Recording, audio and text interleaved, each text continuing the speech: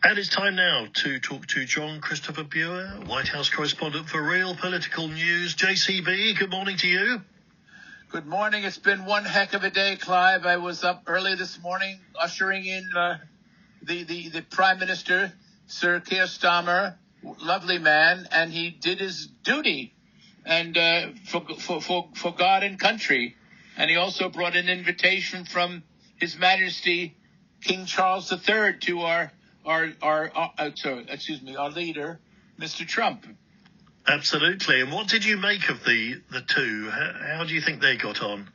Well, I was in the room. I was in the East Room at the press conference, and it was he hosted him. He knows what he had to do, and Keir Starmer provided that proof that he was worth his salt. In fact, he said to the British people, he was worth everything he was being paid for. And I'll tell you, I don't know what his salary is, but he certainly did a wonderful job. You know, Trump is a very interesting guy. I will use that word in quotes, because most of what he says doesn't have any bearing on the truth or reality. And I think Starmer came bearing the perfect gift to appeal to his ego. And it was the first ever invitation to President Trump and the First Lady for a second state visit from His Majesty. And I think that really got to Trump, because he always wanted to be a king.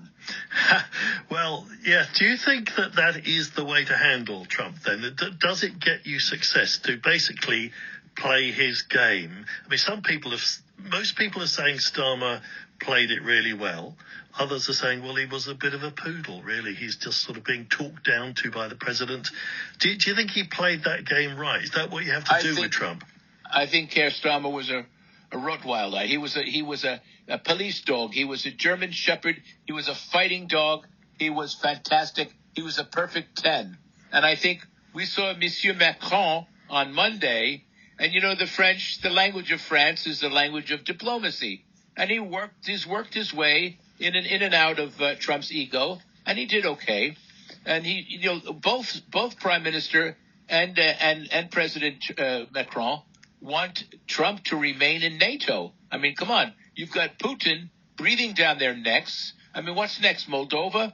I was in the White House press corps today with the most astounding group of international journalists from Romania, from Sweden, from Finland, and they were all very concerned whether this alliance and this special relationship can hold together, because if it doesn't, we're all in big trouble. So that was what I felt, and I think your Prime Minister got along very well. Clearly, Trump has an affinity for the United Kingdom, and I think Starmer handled it brilliantly.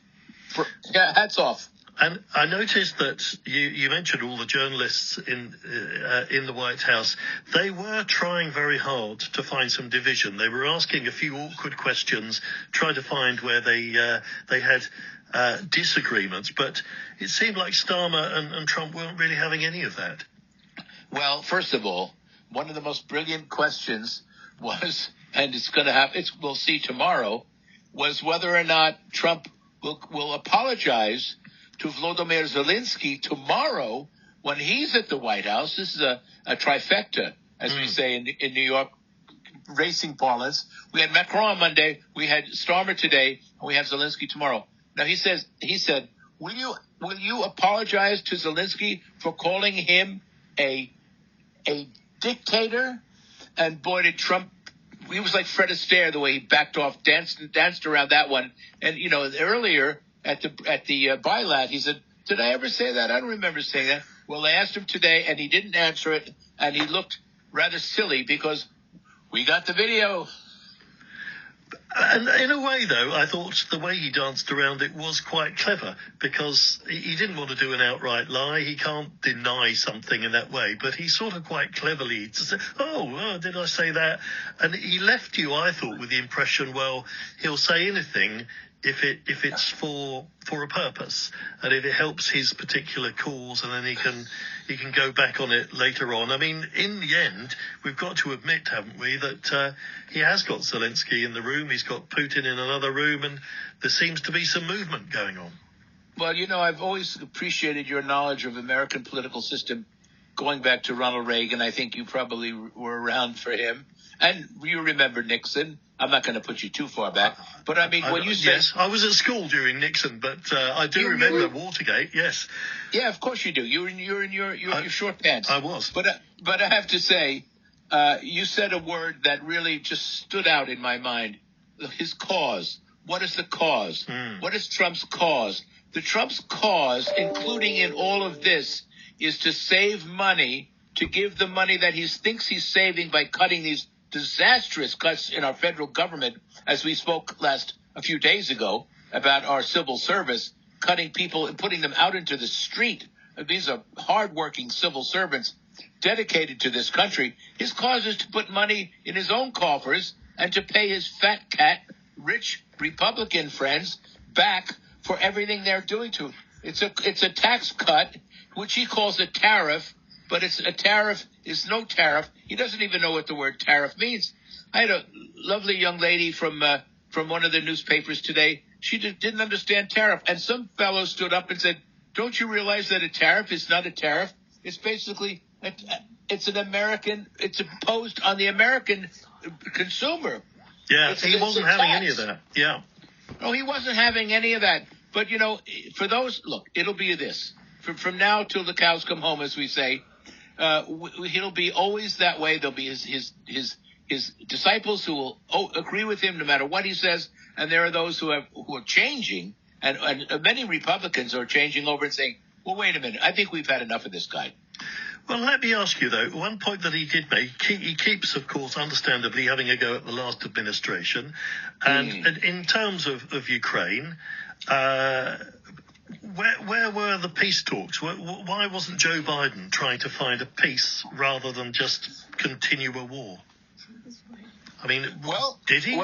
Did he make any efforts? Well, I think Biden had issues, and I think he perhaps he didn't go for peace talks as he wished, and I think he got sidetracked when he just went in that, as we always say, that miserable debate, and he had to change course. And then Kamala Harris came in, and she took over, and it's been tough. But Biden gets his kudos. He also gets his not such great stars for his performance. But I mean, when you come down to it, what is Trump's cause? What is he looking for? And if you don't think it's him, it's money. It's all about the money, as the song goes. And I think Trump needs to fill his own coffers. And I think one of the ways is he thinks he's going to get minerals out of Ukraine.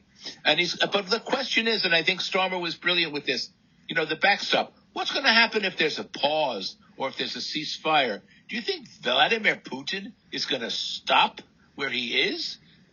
Come on. Trump says yes. We won't even need these forces. He's got confidence in peace. Do you not agree?